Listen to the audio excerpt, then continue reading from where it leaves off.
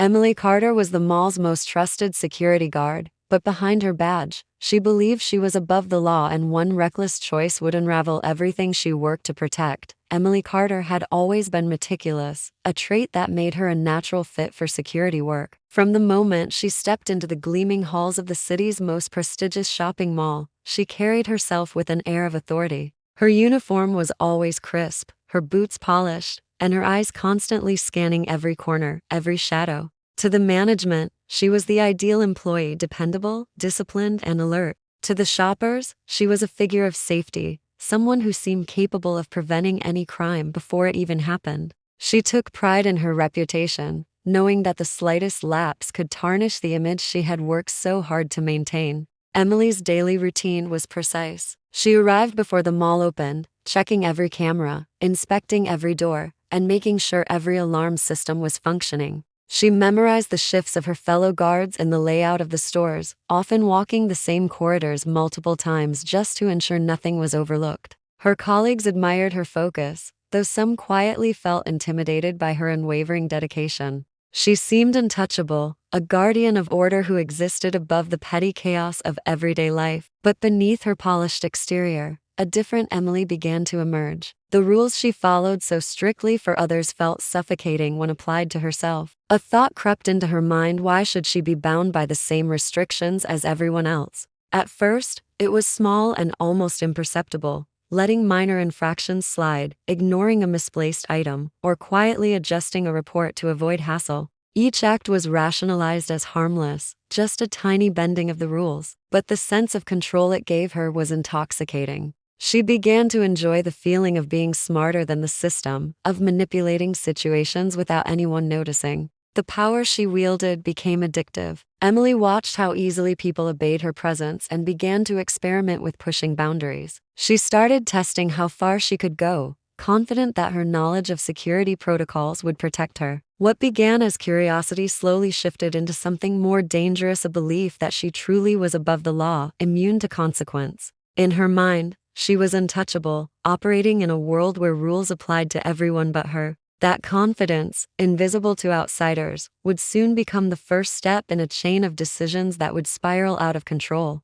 It started with a single incident that seemed small at first, but would mark the beginning of Emily Carter's downward spiral. One busy afternoon, a teenage boy ran from a store, a wallet clutched tightly in his hand. Emily was stationed nearby, her eyes trained on every corner and every customer, and she knew she could have stopped him in an instant. But something inside her hesitated. The thrill of bending the rules, the sense that she could choose when to act and when to let go, overcame her sense of duty. She let him escape, convincing herself that it was inconsequential, that no real harm would come from one minor theft. Unbeknownst to her, a camera captured the entire scene. The lens recorded more than just the fleeing teenager. It caught the hesitation in Emily's movements, the subtle glance around to see if anyone was watching. She didn't realize it, but that moment was the first crack in the facade of control she had built. In the days that followed, Emily felt a strange rush whenever she thought back to that incident. It wasn't the fear of being caught that excited her, it was the realization that she could manipulate situations to her advantage, that she could operate above scrutiny and still maintain her perfect image. Emboldened by this small act of defiance, Emily began testing limits more frequently. She overlooked shoplifting, altered minor reports, and covered for small mistakes made by others, each time excusing herself with a rational explanation.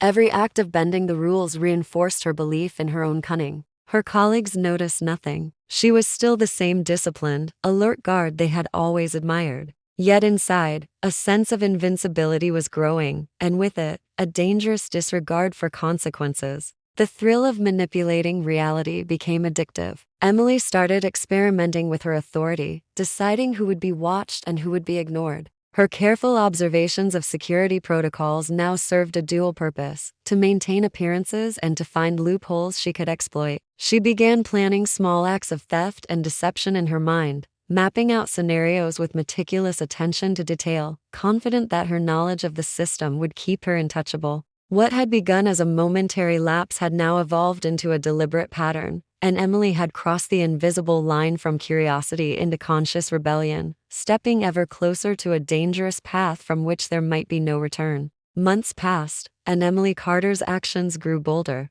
What had begun as small lapses in judgment now escalated into deliberate theft. Expensive jewelry, cash from registers, and high-end merchandise began to vanish under her watch. She moved with careful precision, studying security footage and store layouts, ensuring that no one could trace her movements. Every stolen item was a calculated risk, and each successful act reinforced her belief that she was smarter than the system that everyone else relied upon. Emily's manipulation extended beyond theft. She altered reports, forged entries, and edited surveillance logs with meticulous care. Every detail was designed to maintain the illusion of flawless security. To her supervisors, nothing seemed amiss. They continued to trust her implicitly, praising her for diligence and dedication.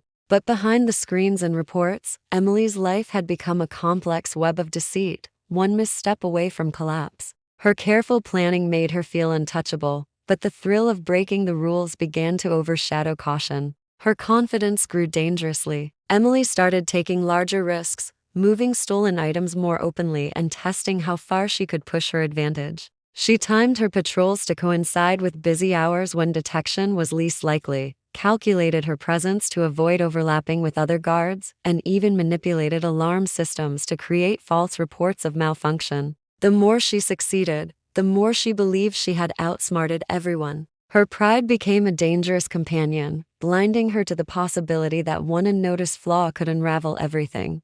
Then came the glitch. One night, a surveillance camera unexpectedly froze and then restarted, revealing a few crucial seconds Emily had overlooked. In that brief window, the footage captured her handling merchandise in a way that contradicted her reports. It was subtle, almost imperceptible, but enough to leave a trace, a single piece of evidence that could unravel months of careful deception. Panic set in. For the first time, Emily felt the weight of risk pressing against her. Her mind raced, trying to devise a way to fix it, to cover the imperfection, but she realized that the thrill of being above the law had come with a price. The first real crack had appeared in her perfect facade. Emily's invincibility, which she had relied upon for months, suddenly felt fragile. Every decision she made from this point forward carried far more danger, and the shadow of exposure loomed closer with every calculated step. The game of outsmarting the system had grown perilous, and for the first time, Emily Carter felt the chilling sensation of being hunted by the law she thought she could escape. Emily Carter's confidence began to falter as subtle signs of suspicion emerged around her. Colleagues noticed inconsistencies in her reports, discrepancies between inventory logs and actual stock, and moments where her composure slipped just slightly. At first, she brushed off the observations as trivial, certain that her careful manipulation of evidence had protected her. But the signs grew harder to ignore. Investigators from the mall began reviewing surveillance footage, cross-referencing reports with actual incidents, and comparing her movements to patterns of missing merchandise. Each piece of scrutiny added weight to a mounting tension that Emily could no longer control. She tried to maintain her usual routines, patrolling the hallways with the same precision as before, projecting the image of calm authority. Inside, however, panic began to simmer. Emily reviewed her own records repeatedly, searching for flaws, trying to anticipate what investigators might discover next. Every camera angle, every log, every entry became a potential threat. The thrill of bending rules had been replaced by a gnawing fear of exposure. The security guard, who once felt untouchable, now realized how fragile her carefully constructed illusion was. Emily's efforts to cover her tracks became increasingly frantic. She moved items back and forth, adjusted reports with greater care, and tried to manipulate colleagues into unknowingly vouching for her accuracy. But each action carried the risk of leaving additional evidence. The investigator's net was closing in, and Emily's sense of control was slipping. Her meticulous planning, which had once made her feel superior to the law, now highlighted her vulnerability. She began noticing patterns she had overlooked, small mistakes she had made months ago, and the realization hit that even the tiniest flaw could expose everything. The tension in the mall reached a breaking point. Investigators began piecing together a timeline of thefts and irregularities, and the evidence pointed toward Emily with alarming clarity. The very skills that had made her such an effective security guard, her attention to detail, her knowledge of procedures, her observational precision, were now being used against her. Each carefully calculated move, each act of deception, had left subtle traces that accumulated into a damning record. Emily's facade of invincibility crumbled under the weight of scrutiny. The thrill of outsmarting the system had turned into a chilling realization. The law could catch up, and there was no escaping the consequences of her actions. The unraveling of Emily Carter's carefully constructed world happened swiftly once the investigation gained momentum. Evidence that had been pieced together over months now converged into a clear and undeniable picture. Surveillance footage, tampered logs, and eyewitness observations formed a web of proof that left little room for doubt. Investigators presented their findings to mall management, and the moment the confrontation occurred, Emily's confidence collapsed. The authority she had wielded for months evaporated instantly, replaced by a mix of panic, regret, and disbelief. Her arrest was swift. Security protocols were suspended, and law enforcement took custody of the guard who had once embodied safety and vigilance. The public, who had admired Emily's dedication, was shocked by the revelations. News outlets reported the story with a mixture of fascination and horror, emphasizing how someone entrusted with the protection of property and law could betray that trust so completely. Every detail of her manipulation, from altering reports to stealing high-value merchandise, was laid bare, painting a portrait of a person who had believed herself untouchable. In court, the evidence spoke louder than any defense Emily could offer. Months of meticulous deception, calculated thefts, and deliberate tampering with security systems demonstrated not just opportunism, but premeditation. The jury and spectators were struck by the contrast between her outward professionalism and the crimes hidden behind that facade. Each act, each stolen item, each falsified report contributed to a story that was both shocking and cautionary. The judge, recognizing the breach of trust and the calculated nature of her crimes, imposed a sentence that reflected the severity of her actions. The aftermath rippled beyond Emily's personal consequences. The mall overhauled its security measures, implementing stricter oversight, enhanced surveillance, and more rigorous reporting protocols. Employees were trained to spot irregularities and to question unusual behavior, ensuring that no single person could operate above the system again.